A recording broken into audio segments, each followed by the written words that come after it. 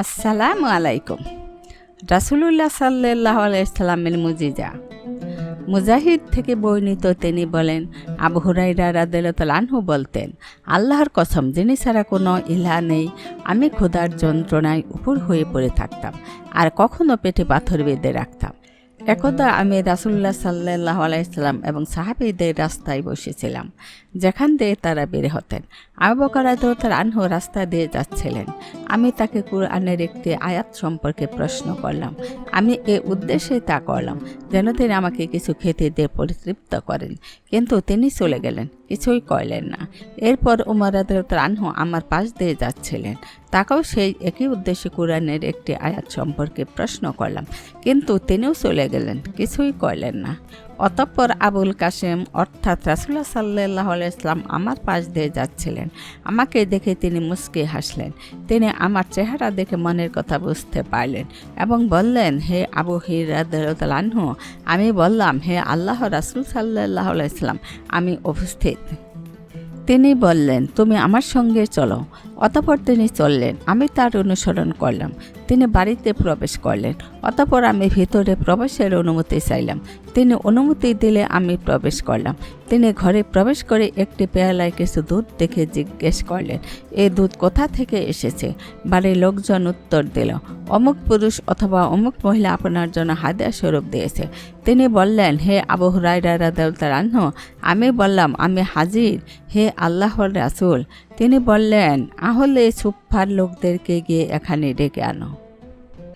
রাবি বলেন, আহলে সুফফা ছিল ইসলামের মেহমান।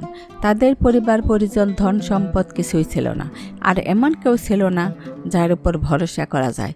যখন কোনো সাদাকার মাল রাসূলুল্লাহ সাল্লাল্লাহু আলাইহি ওয়াসাল্লামের নিকট আসত, তখন তিনি তাদের জন্য পাঠিয়ে দিতেন, নিজে সেখান থেকে কিছুই গ্রহণ করতেন না। আর যদি কোনো হাদিয়া উপর ঢৌকন আসত, তিনি সেখান থেকেও এক অংশ তাদের জন্য পাঠিয়ে দিয়ে এতে তাদেরকে শরিক করতেন এবং নিজে এক অংশ গ্রহণ করতেন। আবু হুরায়রা রাদিয়াল্লাহু আনহু বলেন, রাসূলুল্লাহ সাল্লাল্লাহু আলাইহি ওয়াসাল্লাম এর আদেশ শুনে আমি হতাশ হয়ে পড়লাম। মনে মনে বললাম, এতটুকু দুধ দ্বারা আহলে সুফফার কী হবে?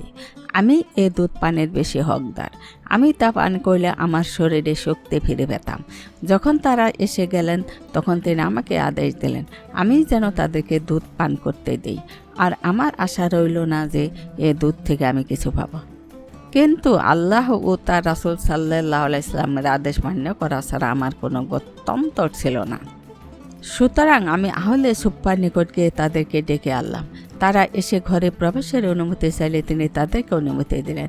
তারা ঘরে এসে নিজ নিজ আসন গ্রহণ করলেন। তিনি বললেন, হে আবু হুরায়রা। আমি বললাম, আমি হাজির, হে আল্লাহর রাসূল। রাসূলুল্লাহ সাল্লাল্লাহু আলাইহি সাল্লাম আমাকে বললেন, এটি তাদেরকে দাও। আমি দুধের পেয়ালা হাতে নিয়ে দিতে শুরু করলাম। এক ব্যক্তির হাতে দিলাম। সে পান করে পরিতৃপ্ত হলো এবং আমাকে পেয়ালা ফেরত দিল। অতঃপর আমি অন্য একজনকে দিলাম। সেও তৃপ্তি সহকারে পান করে পেয়ালা ফেরত দিল। তৃতীয় জনকে দিলে সেও তাই করল। এভাবে আমি রাসূলুল্লাহ সাল্লাল্লাহু আলাইহি সাল্লামের নিকট পৌঁছলাম। সবাই পরিতৃপ্ত হলো। তিনি পেয়ালা নিলেন এবং আমার দিকে তাকিয়ে মুচকি হেসে বললেন, হে আবু হুরায়রা। আমি বললাম, আমি হাজির, হে আল্লাহর রাসূল। তিনি বললেন, এখন আমি আর তুমি বাকি। আমি বললাম, আপনি ঠিকই বলেছেন, হে আল্লাহর রাসূল। তিনি বললেন, বসে পড়ো এবং পান করো। আমি বসে পান করলাম। তিনি পুনরায় বললেন, পান করো। আমি পান করলাম। তিনি একথা বলতেই থাকলেন। অবশেষে আমি বলতে বাধ্য হলাম যে, আল্লাহর শপথ, যিনি আপনাকে সত্য সহকারে পাঠিয়েছেন, আমার পেটে আর জায়গা নেই। তিনি বললেন, তাহলে আমাকে দাও। আমি তাকে দিলে তিনি আল্লাহর প্রশংসা করলেন এবং বিসমিল্লাহ বলে বাকি দুধ পান করলেন। শিক্ষা। রাসূলুল্লাহ সাল্লাল্লাহু আলাইহি ওয়াসাল্লাম ছিলেন অত্যন্ত বিচক্ষণ। তিনি তার সাহাবীদের মুখ দেখেই তাদের অন্তরের অবস্থা বুঝতে পারতেন। বসে পান করা সুন্নাত। বিসমিল্লাহ বলে পান করতে হবে। আমন্ত্রিত ব্যক্তি অনুমতি না নিয়ে বাড়িতে প্রবেশ করবে না। পরস্পর ভ্রাতৃত্ব বৃদ্ধির জন্য হাদিয়া বা উপঢৌকন প্রদান করা সুন্নত। বিপদগ্রস্ত বা অভাবগ্রস্তকে সাহায্য করা মুমিনের অবশ্য কর্তব্য।